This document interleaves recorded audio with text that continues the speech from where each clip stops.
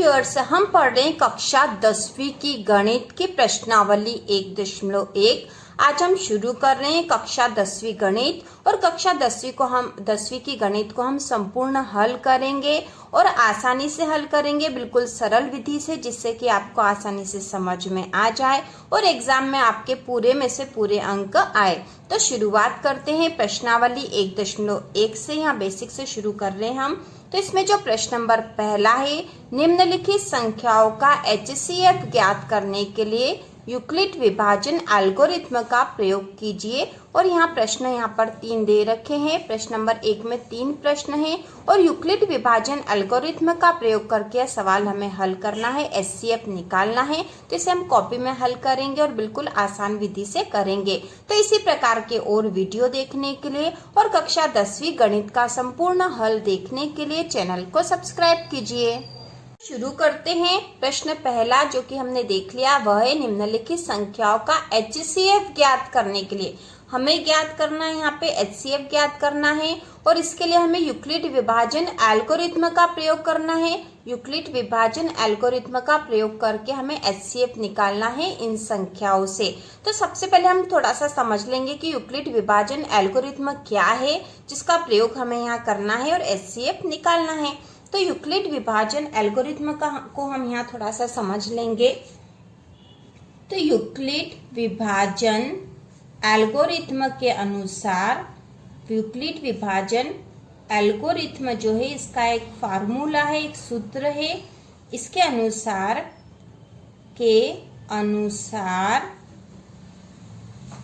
A बराबर BQ धन R।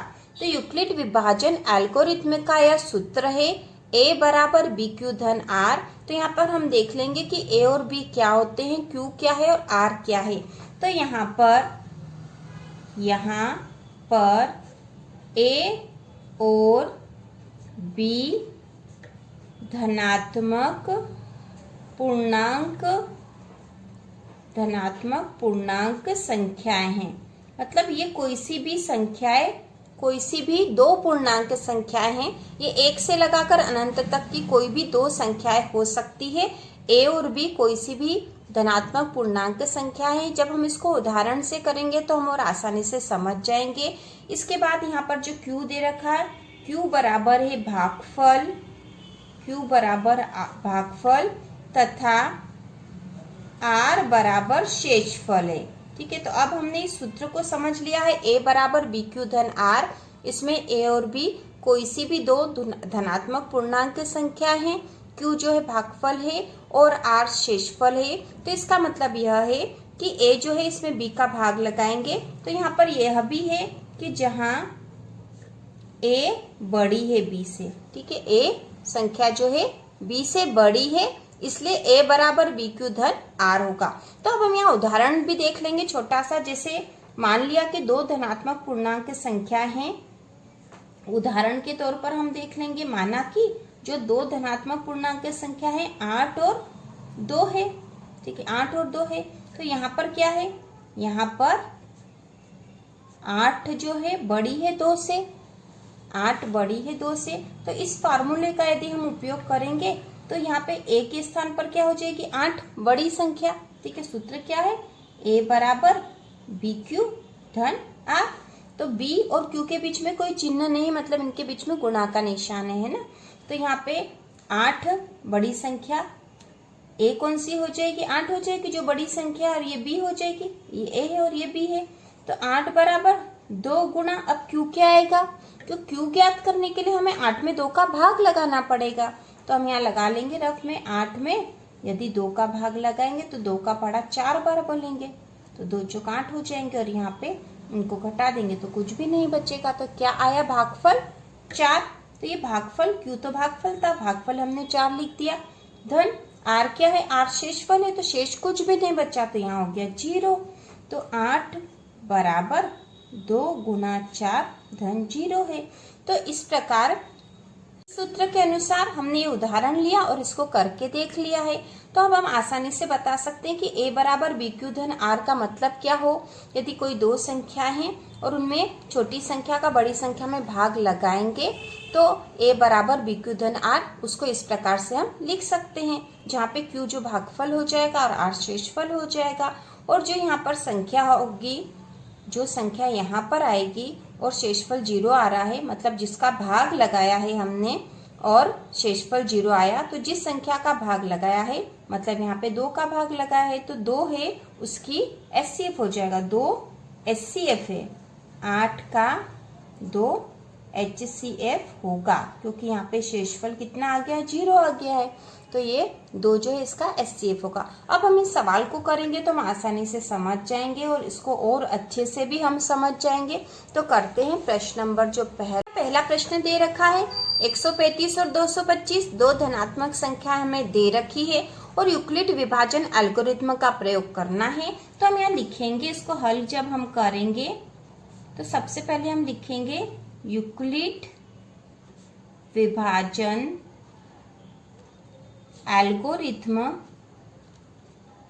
Euclid विभाजन एल्गोरिथ्म के अनुसार a बराबर b क्यू धन r। ठीक है, तो a और b ये दो संख्या है जो दो धनात्मक संख्या हमें दे रखी है।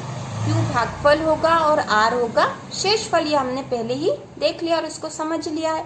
अब हम इसको हल करेंगे तो यहाँ बड़ी कौन सी संख्या है, ठीक है, यहाँ पे a बड़ी है b से, तो यहाँ पे बड़ी कौन सी होगी, तो यहाँ पर 225 बड़ी है 135 से, 225 बड़ा है 135 से। तो अब हम इसको इस फार्मूले के अनुसार लिखेंगे, तो 225 बराबर b के स्थान पर 135 लिख देंगे। अब q के स्थान पर क्या लिखेंगे, तो इसके लिए हमें हल करना पड़ेगा। 225 में 135 का भाग लगाएंगे तो जो भागफल आएगा वो यहाँ लिखेंगे गुणा करके, क्योंकि b q होगा तो q के स्थान पर भागफल आएगा और धन जो शेषफल बचेगा उसको धन करके यहाँ लिखेंगे, ठीक है, इस सूत्र के अनुसार। तो चलो भाग लगा लेते हैं, तो हम यहीं पर भाग लगा लेंगे ताकि आपको आसानी से समझ में आ जाए। तो 225 में हम 135 का भाग लगाएंगे, तो 135 का भाग एक बार लग जाएगा क्या, दो बार लगेगा क्या, तो हम करके देख लेते हैं। 135 गुना 2, यदि दो बार भाग लगाएंगे तो कितनी संख्या आएगी, 2 का 5 में गुणा करेंगे तो 2 पंजे 10 की 0, आसिल का 1, 2 तिया 6 और 1 7 और 2 एकम 2। यदि दो बार भाग लगाएंगे तो 270 हो जाएंगे, हमें तो 225 ही चाहिए, तो हम इसका एक ही बार भाग लगाएंगे। तो एक बार भाग लगाने पे आएंगे 135। अब इसको घटा देंगे, इसमें से 5 में से 5 कम हुए तो 0 बचा। अब यहाँ पे ये उधार लिखा तो 12 हो गया, 12 में से 3 कम हुए तो 9 बचा है और यहाँ बच गया 0, कुछ नहीं। तो ये यहाँ शेषफल है, ठीक है, जो 90 क्या आ गए हैं, शेषफल। और ये जो 1 आया ये क्या है, भागफल, ठीक है, भागफल मतलब q और शेषफल मतलब r। इस सूत्र के अनुसार भागफल क्या है, q है और शेषफल है r।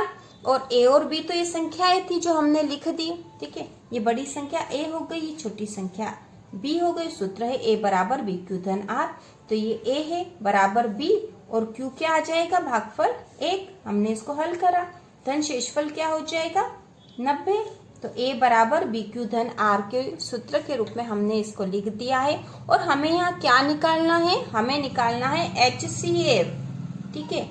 HCF कब निकलेगा, HCF जब शेषफल बराबर 0 हो जाएगा, उस समय HCF निकलेगा। तो हमें इसको तब तक हल करना है जब तक कि शेषफल 0 नहीं आ जाता है। तो यहाँ पर शेषफल आया है 90 और ये b के स्थान पर संख्या 135, तो हम इसे फिर से करेंगे। तो अब अगली बार जब करेंगे, ठीक है, अब दूसरे स्टेप में जब करेंगे तो हम इस b वाली संख्या को a मानकर करेंगे, ठीक है। तो ये संख्या हो जाएगी a और अब ये हो जाएगी शेषफल b, मतलब जिस संख्या का हमने भाग लगाया है उसमें हम शेषफल जो आया उसका भाग लगाएंगे, ठीक है। तो अब यहाँ हम लिखेंगे 135 बराबर 90 गुणा, ठीक है। अगली बार जब हम भाग लगाते हैं तो इस b वाली संख्या को a मानेंगे और शेषफल को b मानेंगे, इसके स्थान पर रख देंगे और इसको हल करेंगे।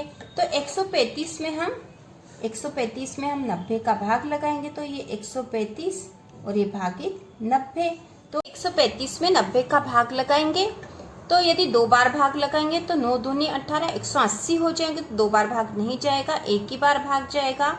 यहाँ जाएंगे 90, इसमें से घटा देंगे, 5 में से 0 गए तो 5 ही आएगा। और यहाँ पर 13 में से 9 घटा देंगे तो 9, 10, 11, 12, 13, 4 बचेंगे, यहाँ बचे 45। तो ये 45 क्या है? शेषफल। शेषफल मतलब R, और ये आया हमारा भागफल। भागफल सूत्र के अनुसार क्या है? Q। तो यहाँ पर इस सूत्र के अनुसार ये हो गया A बराबर B, और Q के स्थान पर ये A धन R क्या है? शेषफल 45 आया है हमारे पास। अब फिर से जो शेषफल आया क्या है? 0 के बराबर है? तो यह नहीं है। 45 जो है यह 0 के बराबर नहीं है, तो हमें इसे और हल करना पड़ेगा। इसी प्रकार जो हमने ऊपर हल करा था तो ये 90 जो था ये 0 के बराबर नहीं था, इसलिए हमने फिर से अगली स्टेप में हल करा था। तो इस बार हम फिर से वही विधि करेंगे। अब हम यह जो b के स्थान पर संख्या लिखी थी मतलब 90 और 45, इन दो संख्याओं को लेंगे और इसको यूक्लिड विभाजन एल्गोरिथम के अनुसार हल करेंगे, जैसे हमने पिछले इस स्टेप में भी करा था। तो अब हम लिखेंगे 90 बराबर 45 गुणा, तो 45 गुणा तो हमें हल करना पड़ेगा, तो हम यहाँ पर कर देते हैं 90 में 45 का भाग लगा देंगे। तो 45 का पहाड़ा यदि 2 बार बोलते हैं, ठीक है, जैसे कि 45 एकम 45 ही होगा, और यदि 2 बार गुणा करेंगे तो 2 पंच 10 की 0, असिल का 1, 2 चौक 8 और 1 9। तो 45 का पहाड़ा 2 बार बोलेंगे तो 90 आ जाता है, और यहाँ पर शेष कुछ नहीं बचेगा, शेषफल आ गया हमारा 0। हमें शेषफल 0 ही लाना था HCF निकालने के लिए, और ये 2 आया है, ये क्या है? भागफल है। भागफल मतलब Q। तो अब हम यहाँ लिख देंगे 90 बराबर 45 गुणा 2, क्योंकि भागफल था। A बराबर BQ धन R, R जो शेषफल है, शेषफल आ गया 0। तो हमें यूक्लिड विभाजन एल्गोरिथम के सूत्र का प्रयोग करना है, और उसके बाद इसको आगे भी हल करना है जब तक कि शेषफल 0 नहीं आ जाता। यदि शेषफल 0 आ गया है तो यहाँ पर b के स्थान पर जो संख्या लिखी है वही हमारा HCF निकला है। क्योंकि हमें HCF निकालना था इसलिए हम शेषफल 0 आने तक इसको हल करेंगे। इसमें हमने सबसे पहले 225 में 135 का भाग लगाया, और इस सूत्र के अनुसार इसे लिखा था A बराबर BQ धन R। तो ये A हो गया, ये B और Q मतलब भागफल 1 आया है, और शेषफल 90 आया था, हमने यहाँ हल कर लिया था। अब ये 90 जो है 0 के बराबर नहीं था, इसलिए हमने इसको फिर से हल करा। इस बार जो संख्याएं लेंगे वह होगी 135 और 90, जो B के स्थान पर थी वह संख्या ली, और जो शेषफल आया उसका हम भाग लगाएंगे उसमें। तो 135 में हमने 90 का भाग लगाया, और फिर उसे यूक्लिड विभाजन एल्गोरिथम के सूत्र के अनुसार लिख दिया, और वह सूत्र है A बराबर BQ धन R।